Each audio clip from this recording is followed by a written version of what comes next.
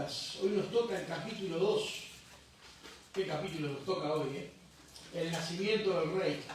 Y estos capítulos son tremendamente fáciles de preparar porque casi todos nosotros conocemos de qué se trata. Y son tremendamente también complicados porque cuando tienen tanta densidad de información y cuando podríamos abarcar desde tantos puntos de vista este capítulo estupendo, que por supuesto no vamos a poder abarcarlo todo, porque el capítulo tiene en realidad 3 divisiones naturales que se dan del 1 al 20, del 20 al 40 y del 40 al 52. Nosotros vamos a tomar solamente el 1 al 20 si podemos con el tiempo que tenemos. Igualmente, al tomar una porción, tiene tantas puntas que nosotros podríamos hacer que... A ver, muy bien. O sea que necesito que no me pegue a mí los ojos, si no veo, me brilla. Si le ponen así, se te... Ahí está, ahí está bien. Muy bien. Tiene tantas puntas que, bueno, vamos a tratar de seguir un mapeo general de lo que toca, y bueno, y cada uno después el Señor guiará a profundizar. Dice así entonces el Evangelio según Lucas, capítulo 2, versículo 1. Aconteció en aquellos días que salió un edicto de César Augusto para que se hiciera un censo de todo el mundo habitado. Este fue el primer censo que se levantó cuando Cirenio era gobernador de Siria. Todos se dirigían a inscribirse en el censo, cada uno a su ciudad.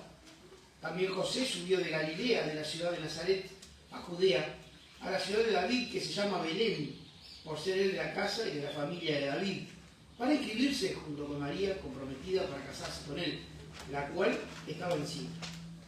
Sucedió que mientras estaban ellos juntos allí, se cumplieron los días de su alumbramiento y dio luz a su hijo primogénito. Lo envolvió en pañales y lo acostó en un pesebre, porque no había lugar para ellos en el mesón. Vamos a orar. Bendito Rey, te damos gracias al seguir delante de tu presencia. Gracias porque hemos escuchado palabra de Dios a primera hora. Te rogamos ahora, Señor, que tú también continúes hablándonos por medio del Espíritu y de la Escritura. En tu nombre oramos. Amén. Amén. Entramos entonces al estudio de uno de los momentos más espectaculares de la historia de la humanidad desde que el mundo fue creado. Aunque es algo conocido para nosotros, no debemos dejar nunca ni perder nunca la frescura cuando nos enfrentamos a estos capítulos. Este es sin duda alguna uno de los momentos más formidables de toda la historia de la humanidad, pasado, presente y futura, que no es nada más ni nada menos que la encarnación de la segunda persona de la Trinidad, su entrada en la historia. Aquello que es inconmensurable, no medible, entraba a hacerse finito, medible y a ser contenido con una nueva naturaleza que nunca había tenido, que es la naturaleza humana, como hemos visto en otros momentos. Es un momento increíble y la costumbre nunca nos debe adormecer de lo que está puesto delante de nuestros ojos. El nacimiento de aquel que es el cumplimiento íntegro del antiguo pacto. Acá, señores, en este bebé cesa el Antiguo Testamento y se abre el Nuevo. Es increíble. Está aquí en forma de bebé, está llorando. El centro de todas las expectativas del antiguo pueblo de Dios desde aquel lejano Génesis 3:15, y la mujer tendrá un varón y ésta matará a la serpiente, le aplastará la cabeza, pero ella le herirá el calcañar. Aquel primer evangelio que escucharon los primeros y antiguos padres de la humanidad al ser expulsados del Edén, se cumple ahora, miles de años después. Aquí está el libertador prometido. Aquí. Es algo que realmente es asombroso y que por supuesto llenó de emoción, lo verán con el hermano que de la siguiente sección de este capítulo, llenó de emoción a los 2 profetas que lo entendieron, los que estaban en el templo, una dama y un caballero. Todo el anhelo del establecimiento del reino de Dios en la tierra se acaba de cumplir. Es tremendo. Pero si nosotros miramos la Escritura, vamos a ver el reino de Dios como un marco para el relato de un evangelio que es solo por gracia, solo por fe. Acá se está cumpliendo. Porque claro, como escuchamos en primera hora, en potencia se cumplía para los antiguos, en la expectativa del advenimiento de quien ahora ha nacido, de quien ahora es una realidad. toda la gloria perdida del primitivo reino de Dios, aquel antiguo jardín del Edén, toda la tristeza y la muerte que trajo la rebelión, toda la destrucción del disfrute de la humanidad de una comunión con Dios para la que fuimos creados, ahora está volviendo a ser posible, no ya en símbolos de machos, cabríos y corderos, sino en el verdadero Cordero de Dios. El Antiguo Testamento está cayendo a los pies de este niño. Claro que van a pasar años para que esto suceda y para que esto ocurra, pero aquí está el cumplimiento. Por eso Jesucristo le dijo a sus discípulos y a sus contemporáneos: ustedes piensan que he venido para abrogar, o sea, para anular la ley. No he venido para abrogar, sino para cumplir. Y algo que está cumplido, como sostiene el escritor de los Hebreos, ya no tiene sentido. Se abre un nuevo camino, el camino que nosotros llamamos el Evangelio, o que la Biblia llama el Nuevo Pacto o el Nuevo Testamento. Es increíble. Todo lo que se complicó ahora ha vuelto. El rey ha vuelto, y el rey ha vuelto con una misión: salvar definitivamente con su sacrificio y resurrección a todos los que en potencia habían sido salvos, no porque no fueran salvos, eran salvos y estaban a la espera de su redención final, que fue consumada por este niño que nace, y para todos los que vivimos de paz, sabiendo que vamos directamente a la presencia de Dios, cosa que estaba vedada en el Antiguo Testamento, iban a una cosa que la tradición terminó llamando paraíso, o bíblicamente el seno de Abraham. Hasta que Cristo abrió los cielos, porque era inaccesible la presencia de Dios hasta que Cristo nació, murió y resucitó por nosotros los pecadores. Y todo esto está acá, en este nene que está llorando, que dice, ahí, en este nene, en esto que parece tan tierno y que parece tan cotidiano, eso que parece tan débil, lleno de tanto poder y tanto significado. Ahora, regresemos un poco, porque por supuesto que este capítulo que abrió el rey tiene dos etapas más, que es: hay otras ovejas de este redil, a ellas también las debo traer, y habrá un solo rebaño y un solo pastor. Y es la iglesia expandiendo el mensaje del Evangelio del Reino, y luego la segunda venida del Rey para consumar en finalidad ese nuevo Edén. No podemos decir un retorno, porque nosotros vamos a un lugar mejor incluso que el Edén, si se puede concebir, que es la Jerusalén celestial. Pero bueno, todo esto que hablamos rápido, todo esto que hace un reconto, es para ver qué es lo que estamos presenciando, qué es lo que acabamos de leer. El niño es el restaurador del reino. Pero no solo es el restaurador del reino, el niño es el rey del reino. Él es el dueño. Él es el verdadero hijo de Abraham, la bendición para todas las naciones. Él es el Dios de toda carne. Y está acá. Él es el cumplimiento. Podríamos citar tantas profecías. Podríamos pasarnos la tarde entera leyendo el Antiguo Testamento. Pero vamos a leer una, Isaías 9. Porque es necesario, ante estos pasajes, que nosotros veamos ante lo que estamos y cómo se lo esperó de largo rato.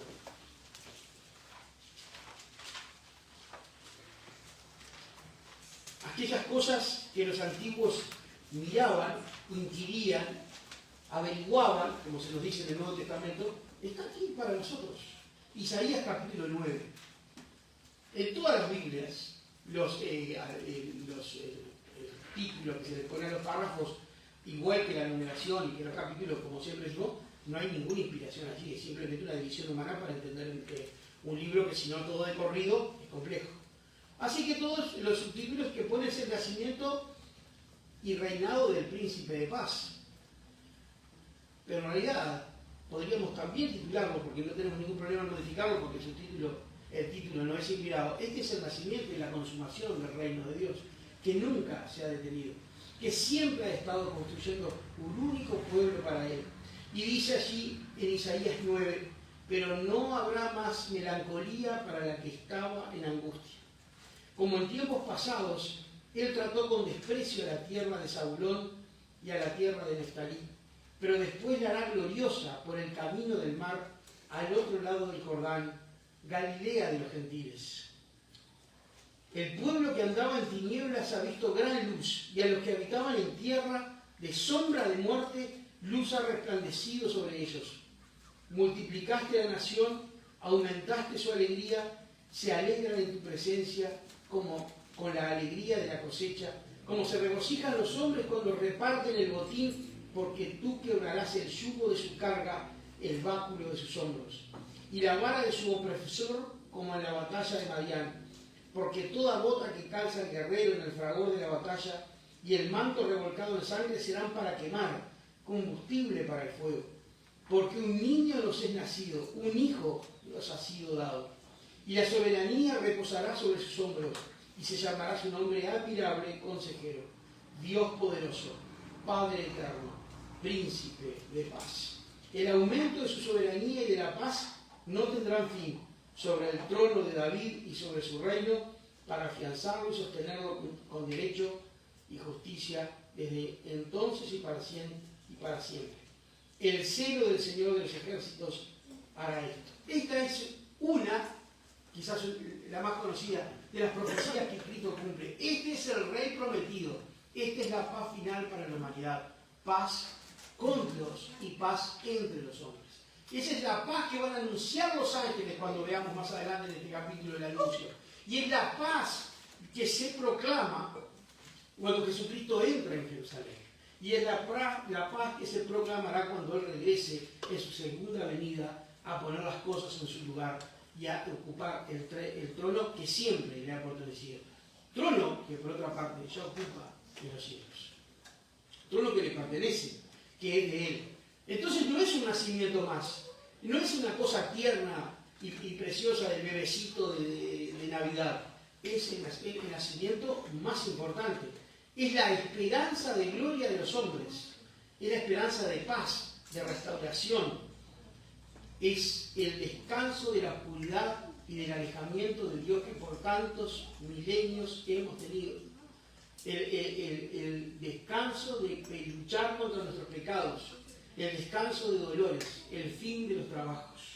No de los trabajos como ocupación, pero sí de los trabajos debido a la cadena innumerable de yerros que sostenemos como seres humanos en las relaciones entre nosotros, en las relaciones con la naturaleza y en las relaciones con Dios. Es el fin, es el remedio definitivo, es el arreglo final, es la paz con Dios.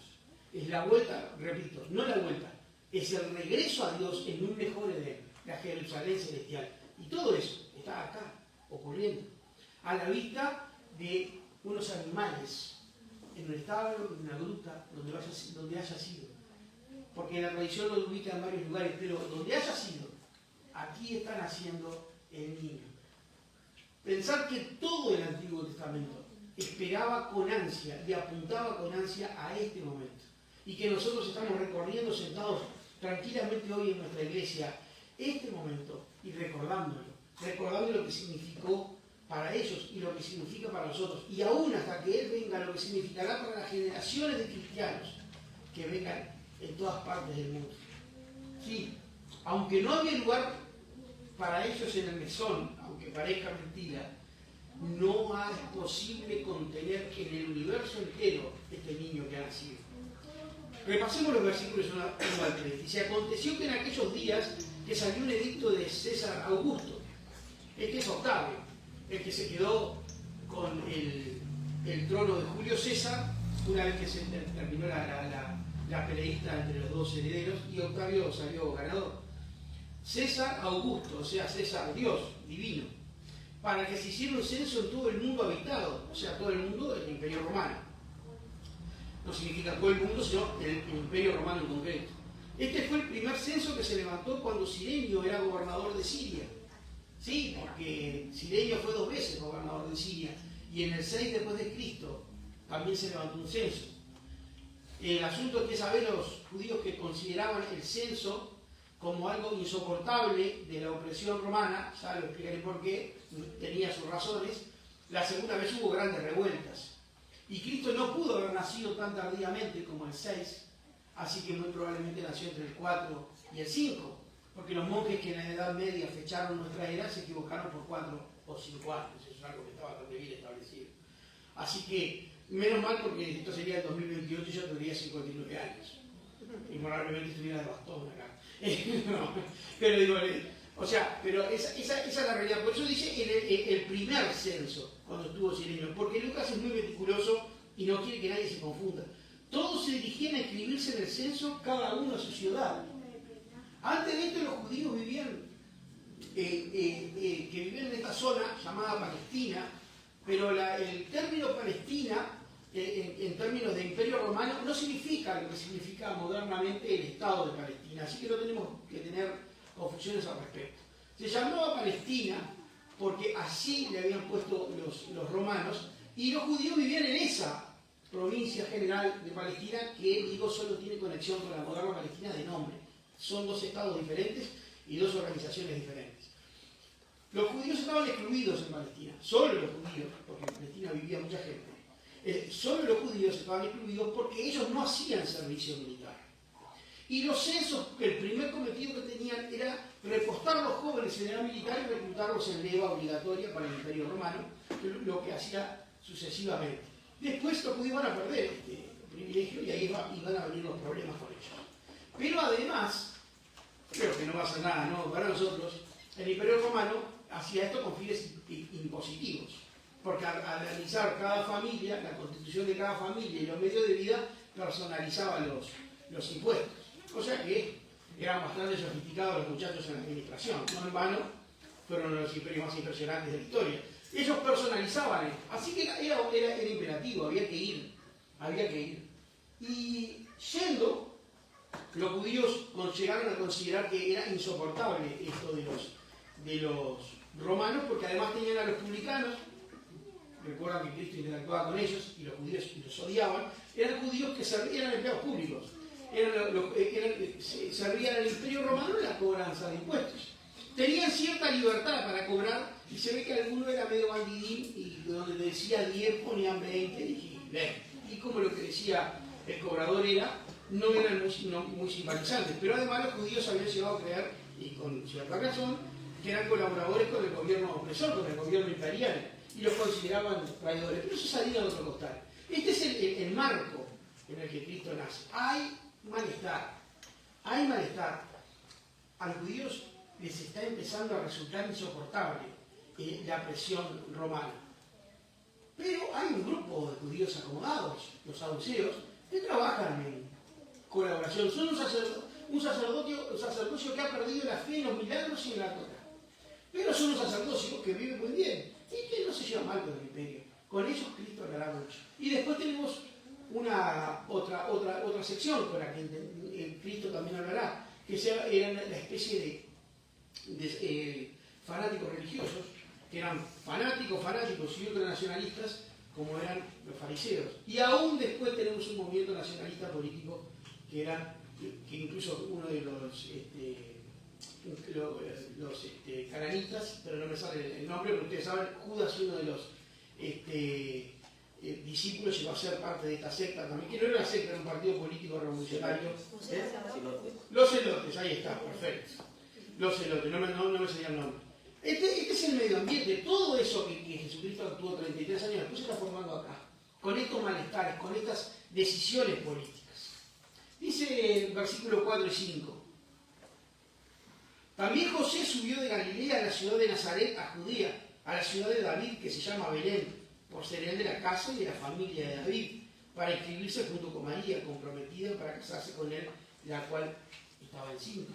Tanto como María como José eran descendientes del rey David. Los dos venían por el linaje de David. Sabemos que también la familia de María tenía a Tom como un antecesor en una de las líneas familiares. Ellos estaban en Nazaret y descienden a Belén. Son 112 kilómetros por terreno montañoso. La mujer está embarazada y va en el lomo de un burro. Naturalmente el que llegó y lo tuvo, ¿no? Imagínense lo cómodo que debe haber sido, ¿no? Claro, 112 kilómetros por terreno montañoso, valle, subida, bajada, arriba de un burro, y no tenía bar, no había aire acondicionado, no había nada. Había que caminar en esa zona. Si bien la tradición dice que era invierno, es muy poco probable que este camino se pudiera haber hecho en invierno. Así que no sabemos exactamente qué fecha del año era. Este viaje fue verdaderamente particularmente duro para María, pero preparaba lo que venía, porque no van a llegar a tiempo. Yo me pregunto, si cuando ellos iban caminando hacia Belén, si cuando ellos iban a registrarse, siendo que los dos eran descendientes de David, y que los dos eran conscientes de las promesas recientes que había recibido María, y de la advertencia solemne que había recibido José por el ángel de que no abandonara a su mujer, que estaba embarazada, y por supuesto no de él, y no la abandonara, porque no había nada de pecado allí, sino que era del Espíritu Santo. Si algo iban pensando en las profecías sobre el Mesías, pienso si iban pensando, no lo sabemos, pero probablemente, tal vez, ellos tenían a Miqueas en mente. Miqueas capítulo 5, veámoslo. No podemos ver este pasaje sin ver los pasajes asociados, por lo menos los mínimos. Miqueas capítulo 5. Hay tantos, podríamos pasar tanto tiempo viendo cómo Cristo solo con nacer cumplió tantas expectativas. Sería sorprendente, increíble, y quedaríamos convencidos de que es imposible que se pueda predecir tanta cosa con tanto detalle y con tanta precisión en una sola persona si esto fuera artificial, que por supuesto no lo es. Miqueas capítulo 5, versículo 2 dice: pero tú, Belén, Efrata, aunque eres pequeña entre las familias de Judá, de ti me saldrá el que ha de ser gobernante en Israel, y sus orígenes son desde los tiempos antiguos, desde los días de la eternidad. ¿Qué está diciendo? Que este que van a nacer tiene un origen eterno. Pero ¿cómo si van a nacer tiene un origen eterno? ¿Quién es este gobernante? Este es el gobernante que cumple el pacto davídico, el que le fue prometido a David, que saldría de sus lomos un rey que gobernaría para siempre su pueblo. Entonces ya nos está revelando la identidad. Versículo 3, por tanto Él los abandonará hasta el tiempo en que dé a luz la que ha de dar a luz. Entonces el resto de sus hermanos volverá a los israelitas. Pero como los israelitas son más que los simples israelitas, ¿hay algo más? Sí, hay algo más. Sí, hay algo más. Nosotros somos Israel. Claro que hay algo más. Porque no es solo Dios de los judíos, sino también de los gentiles, como Pablo nos enseñara. Y los tiempos, y él se sienta en el trono de David, pero hay un tiempo de silencio entre Malaquías y Mateo, los 400 años de silencio profético. Jesús está cumpliendo todo con detenimiento. Silencio profético, ¿hasta qué? Hasta que la que da luz da la luz. ¿A quién? Al último y más grande profeta de los profetas del Antiguo Testamento, que es Juan el Bautista. Ahí viene el último profeta, delante de su Señor. Y dice el versículo 4, y él se afirmará y pastoreará su rebaño con el poder del Señor, con la majestad del nombre del Señor su Dios, y permanecerán, porque en aquel tiempo él será engrandecido hasta los confines de la tierra. Y en eso estamos, y eso se va a cumplir cuando él regrese. Pero en eso está la iglesia, engrandeciendo el nombre, extendiendo el nombre.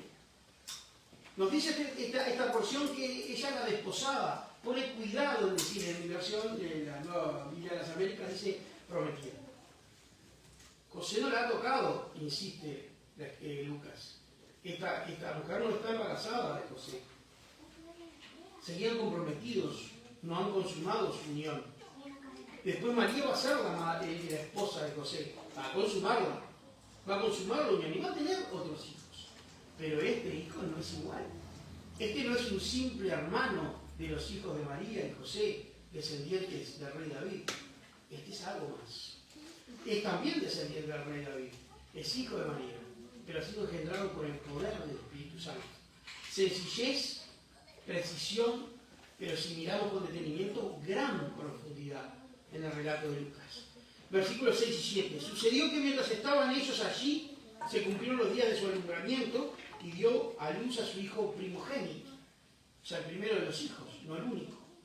Lo envolvió en pañales y lo acostó en un pesebre porque no había lugar para ellos en el mesón.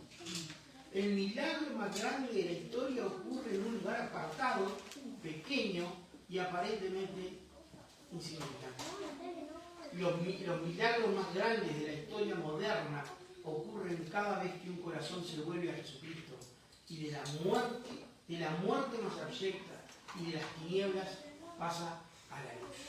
Algo muerto, un espíritu muerto, condenado al infierno, sin posibilidad de salir de allí, y perfectamente merecedor de ese infierno, pasa de muerte a vida y es iluminado y vivificado por la presencia del Espíritu Santo con solo decir: Padre, sé propicio a mí. Eso es un milagro, créanme, y pasa todo el tiempo. Es un milagro grandioso y glorioso, posible por este hombre, posible por este niño, por este bebé. Es increíble.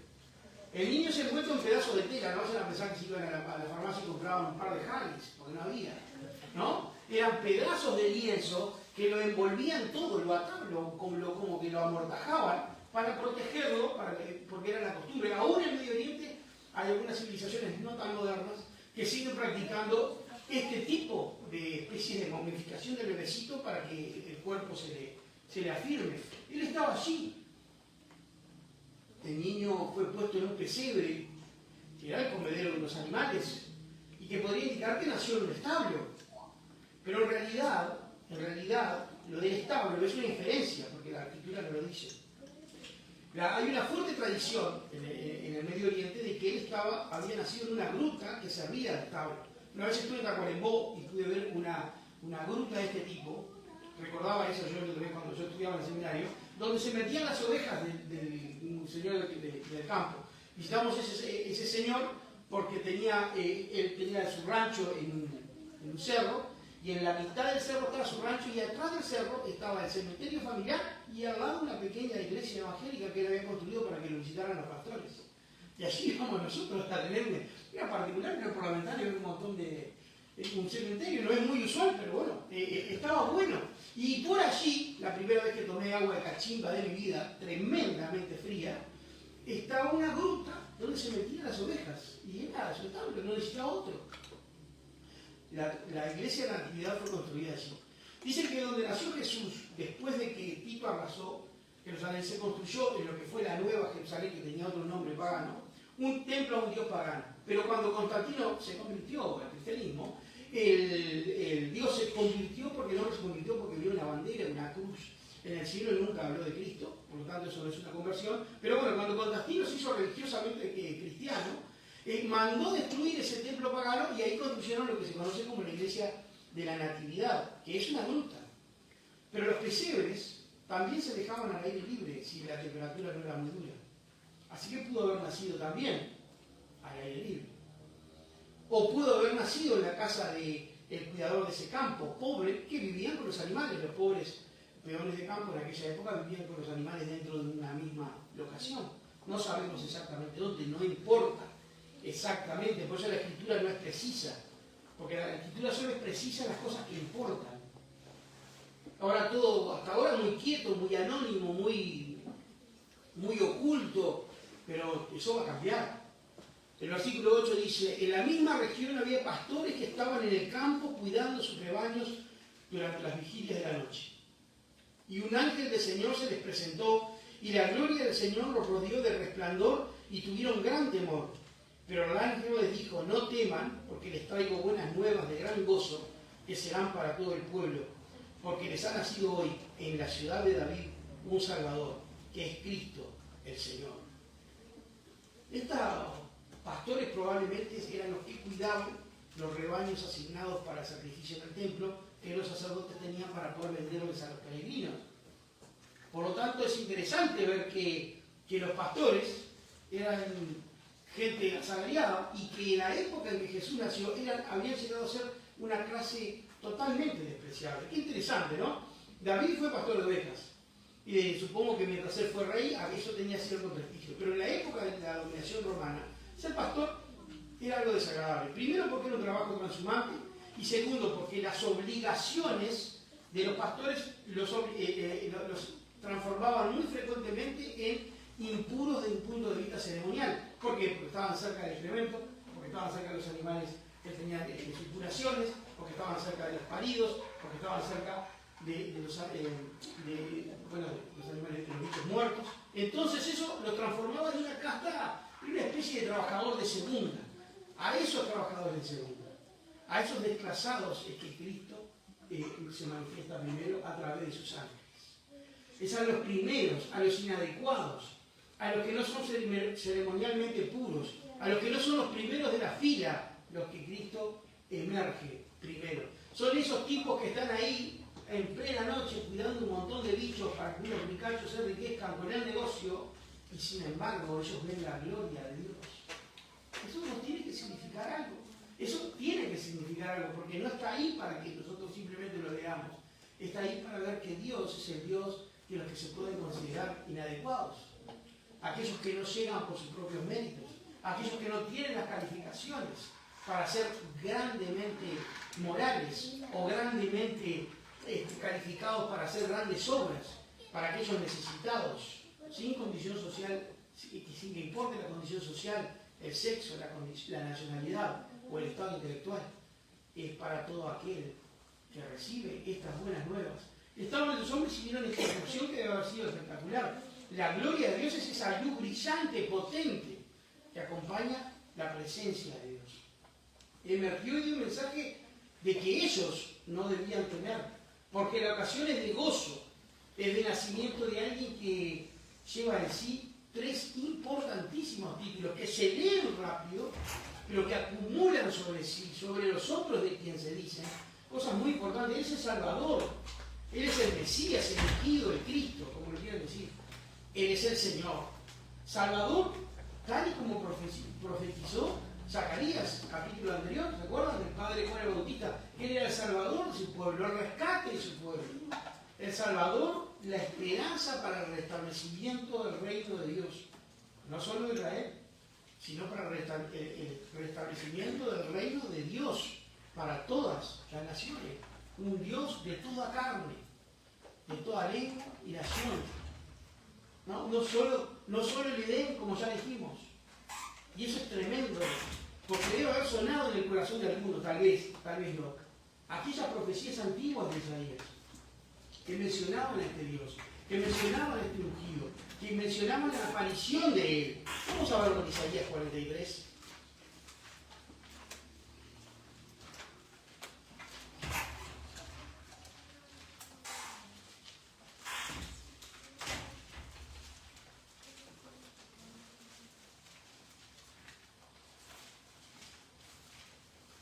Isaías 43.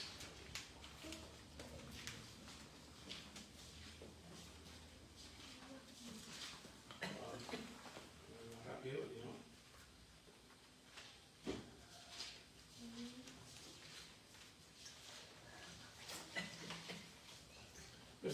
Versículo 3. Isaías 43, 3. Porque yo soy el Señor tu Dios, el Santo de Israel, tu Salvador. He dado a Egipto por tu rescate, a Cus y a Seba en lugar tuyo. ¿Quién es este al que se le pone este título? El Salvador. Y veamos el versículo 11 del capítulo 43, donde dice, yo soy el Señor, y fuera de mí no hay Salvador. Opa, pero se está diciendo mucho del niño. ¿Y Isaías 45? Isaías 45, versículo 21, ¿qué dice? Dice, declaren y presenten su caso, sí, que deliberen juntos. ¿Quién ha anunciado esto desde la antigüedad y lo ha declarado desde entonces? ¿No soy yo el Señor? No hay más Dios que yo, un Dios justo y salvador. No hay ninguno fuera de mí. Tremendo. ¿Es este Salvador el que anuncian los ángeles? Sí, es este. Es este Salvador de Isaías. Y podríamos seguir, no lo vamos a hacer. Es el mismo que Hechos capítulo 4, versículo 12, le aplica a Jesucristo. Es el mismo. ¿Cómo lo aplica? Lo sabemos de memoria. Porque hay un solo mediador entre Dios y los hombres. Jesucristo. Oh. Es este Salvador. Este es el título que se le aplica. Pero también se le llama Mesías, el ungido, el designado. Esto nos da el corolario de la misión del niño. Este es el ungido. ¿Y dónde se habla de él? Bueno, en Daniel, capítulo 9. Veamos, Daniel, capítulo 9. No es posible hablar de Cristo sin hablar de sus antecedentes. Es necesario visualizar todo lo que la Biblia decía de él. Recuerden que el Antiguo Testamento es una escritura básicamente cristiana. No es para los antiguos del Antiguo Testamento, es para nosotros. No es que los judíos se quedaron con el Antiguo Testamento y nosotros somos del Nuevo Testamento.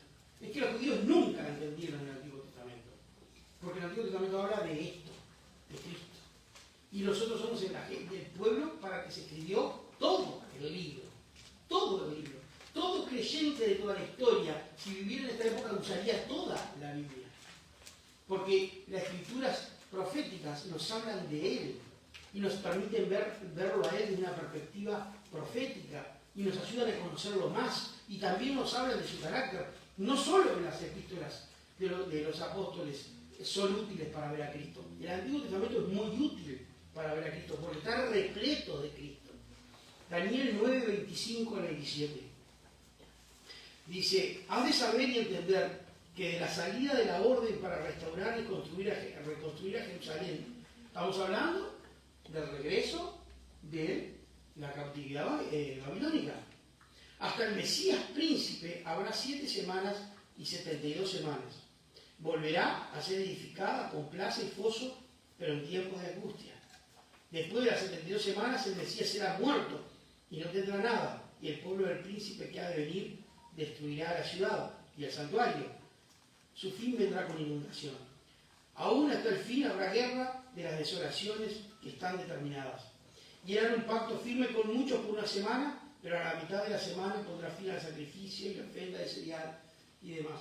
Este ungido es este Mesías príncipe prometido en él. Están haciendo aquí para cumplir la promesa, para consumar sobre sí la promesa de salvación.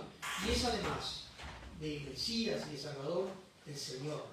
Y este Señor que está puesto aquí en los originales no es cualquier nombre, es el nombre del pacto de Dios. Dios pactó con Israel con este nombre, Señor, y lo da una pista de la identidad del bebé. Es tremendamente impresionante lo que estos ángeles dicen, como si al pasar, no creo que lo hayan dicho al pasar, pero que nosotros podemos leer como al pasar sobre Cristo. Dice el versículo 12 al 14, y esto les servirá de señal. Hallarán un niño envuelto en pañales y acostado en un pesebre. Es tremendo. Acaban de escribir una persona impresionante, un ser imponente. Pero ¿cómo lo van a encontrar? En pañales, acostado en un pesebre, un bebé. Choqueante, increíble. Pero ¿cómo el Mesías príncipe, el Señor soberano, el Salvador del universo, el Rey de Israel, acostado en un pesebre? Es increíble, ¿no? Estamos tan acostumbrados a mirar esto que no vemos lo choqueante que debe haber sido el golpe. Por eso dicen, vamos a ver esto que se nos ha dicho, porque para ellos el Rey de Israel acostado en un pesebre. Después volvió a pasar 2 años después el mismo asunto con los famosos Reyes Magos, que en realidad eran sabios astrólogos y entendidos en las Escrituras, que probablemente eran paganos convertidos por la presencia judía en Babilonia muchos años antes, que peregrinaron para ver al rey que había nacido. Claro que era un rey, pero lo encontraron vestido de pañales en un pesebre. Debe haber sido una experiencia increíble. Ese tremendo contraste de la identidad enorme de este rey, entre la exaltación absoluta y la humilde condición de su nacimiento, de lo que nos habla de la profunda humillación que él sufrió desde el minuto 1 por nosotros. Este ser increíble, este ser de increíble descripción, si nosotros nos quedáramos con las descripciones de él, sinceramente, si no conociéramos la historia de Navidad, ¿ustedes lo esperarían naciendo en un pesebre, en un lugar ignoto, olvidado, de 4ª categoría? No. En una familia que no tenía lugar, ni siquiera en un mesón, que no era un hotel, un mesón, ¿no? En una gruta, al aire libre, en una casa de un pobre, en un establo, no. Sin embargo, él hizo eso por nosotros. Él se anonadó. Qué tremendo, desde el minuto 1 se anonadó por nosotros, para nosotros. No solo para nosotros, para todos los antiguos y para todos los que creen en él y han de creer en él. Qué increíble. Es increíble. Versículo 15 al 20. dice, me estoy comiendo, perdón.